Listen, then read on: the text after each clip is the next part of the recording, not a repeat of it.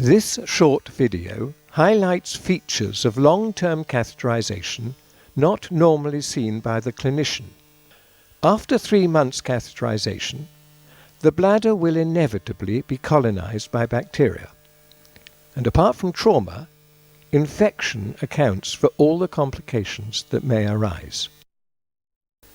A flexible cystoscope has been passed through the urethra. With the end held at the neck of the bladder, the tip and balloon of the suprapubic catheter are clearly visible.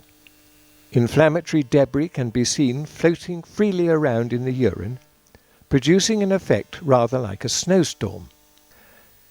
As the bladder empties, the urothelial lining of the bladder wraps around the catheter.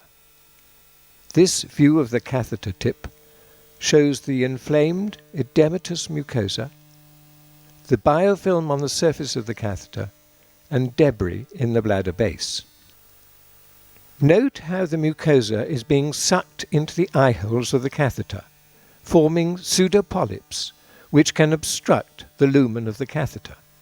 This arises from the negative pressure which develops in the drainage tubing from the unbroken column of urine above the urine collection bag. If the vertical height between the bladder and bag is 30 centimeters or more, the suction effect can be dramatic. Watch as the bladder empties and note how the mucosa is suddenly sucked into the eye holes. And then, on refilling, the bladder has to become quite distended before the vacuum is overcome and the mucosa is released. When a catheter repeatedly blocks, cystoscopy becomes obligatory. This 85-year-old lady underwent 3 catheter changes in 3 days.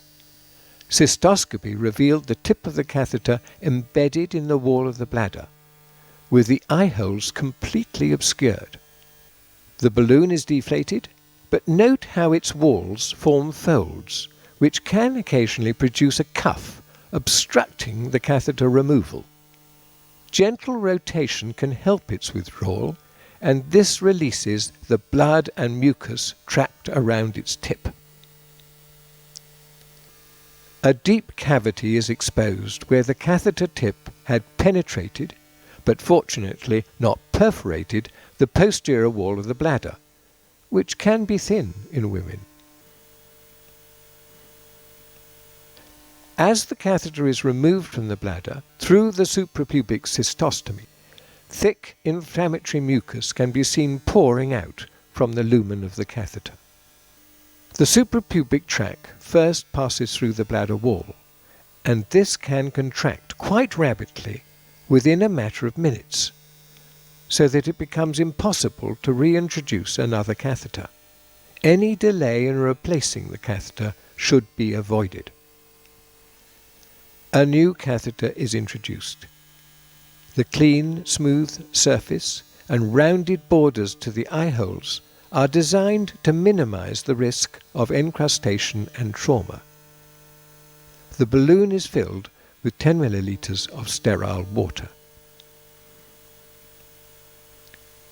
Recurrent blocking of the catheter should alert the clinician to the possibility of bladder stones, invariably associated with urease-producing bacteria, such as Proteus mirabilis, which become entrapped in the stones and provide a constant source of reinfection. The dome-like structure indicates operative closure of the urethra had been performed to prevent urinary leakage. The stones consist of struvite and hydroxyapatite crystals, which can be quite soft and friable.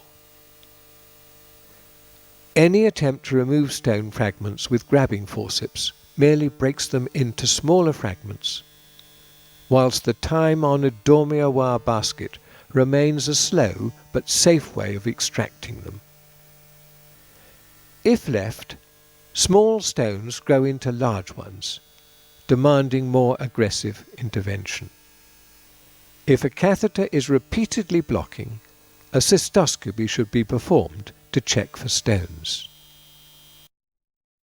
The self-retaining balloon catheter was introduced by Dr. Foley in 1937, and despite the high morbidity, it remains the conventional method for continuous long-term drainage of the bladder in men and women.